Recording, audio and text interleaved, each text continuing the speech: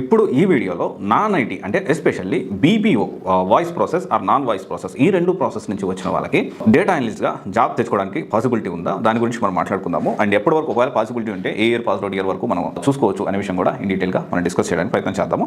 So ఎప్పుడు కూడా ఏంటంటే బీపీఓ వాయిస్ అయినా బీపీఓ నాన్ వాయిస్ అయినా ఇక్కడ కొన్ని జాబ్ రోల్స్ ఉంటాయి.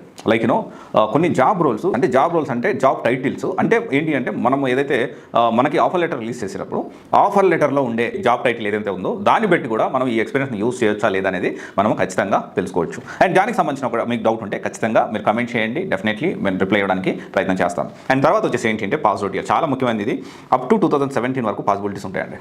ఓకే, 2017, 2018, 2019, 2020, 21, 22, 23, 24.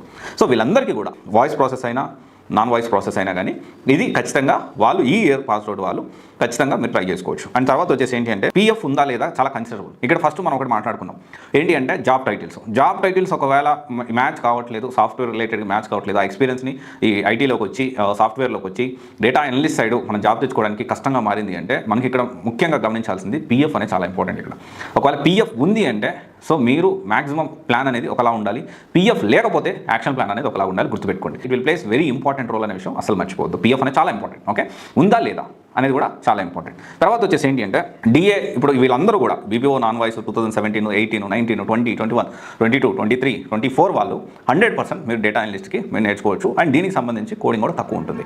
అండ్ తక్కువ ఉంటుందంటే అసలు ఉండదని కాదు. ఏంటి అంటే ఇక్కడ మనకి డేటా అనలిస్ట్ అనేది సొంతంగానూ నేర్చుకోవచ్చు, ఏదైనా ఇన్స్టిట్యూట్లో చేరి నేర్చుకోవచ్చు. ఇన్స్టిట్యూట్లో చేరి నేర్చుకోవాలి అంటే సో మంచి ఇన్స్టిట్యూట్ని సెలెక్ట్ చేసుకోవాల్సిన అవసరం ఉంది. అండ్ దాన్ని ప్రాపర్గా మీరు రీసెర్చ్ చేయండి, మంచి ఇన్స్టిట్యూట్ ఆఫ్లైన్ వెళ్ళి కనుక్కొని అప్పుడు మీరు డెసిషన్ తీసుకుంటే బెటర్గా ఉంటుంది. తర్వాత వచ్చేసి ఏంటి అంటే మీరు డేటా అనలిస్ట్ ఇన్స్టిట్యూట్ సెలెక్ట్ చేసుకునే ముందు మీరు ఫస్ట్ మీరు మైండ్లో మీరు ఆలోచించాల్సిన విషయం రెండు దగ్గర చాలా యాక్టివ్ ఉండాలి. లింక్డ్ఇన్ ఒకటి, ఇంకొకటి వచ్చేసి గిట్హబ్. ఈ రెండు ప్రొఫైల్స్ మీరు ఎంత బాగా మెయింటైన్ చేస్తున్నారు, మీరు చేసే ప్రతి వర్క్, మీరు అప్డేట్ చేసే ప్రతి ప్రాజెక్ట్, మీరు చేసే ప్రతి activity which is related to మీరు నేర్చుకునే ప్రతి యాక్టివిటీ, మీరు ప్రెజెంటేషన్ ఇచ్చారు ఒక ఇన్స్టిట్యూట్లో, దానికి సంబంధించి లింక్డ్ఇన్లో అప్డేట్ చేయండి. దానికి సంబంధించి నేను విధంగా ప్రెజెంటేషన్ ఇచ్చాను, నా first presentation after my college తర్వాత ఇన్స్టిట్యూట్లో ఇలా ప్రెజెంటేషన్ ఇచ్చాను, తర్వాత నేను మాక్ ఇంటర్వ్యూ ఇచ్చాను, అదిగో ఈ టాపిక్స్ నన్ను అడిగారు ఈ మాక్ ఇంటర్వ్యూస్లో, అదిగో నేను నాకు ఇక్కడ ప్రాజెక్టు ఇలాంటి ప్రాజెక్ట్ ఇచ్చారు, ఆ ప్రాజెక్టు నేను ఈ విధంగా కంప్లీట్ చేశాను, ఇదిగో నా ప్రాజెక్ట్ పోర్ట్ఫోలియో. ఇలా ప్రతి ఒక్కటి డేటా అనలిస్ట్ జాయిన్ అయ్యే కంటే ముందే మీరు యాక్టివ్గా లింక్డ్ఇన్లో ఉండాలి.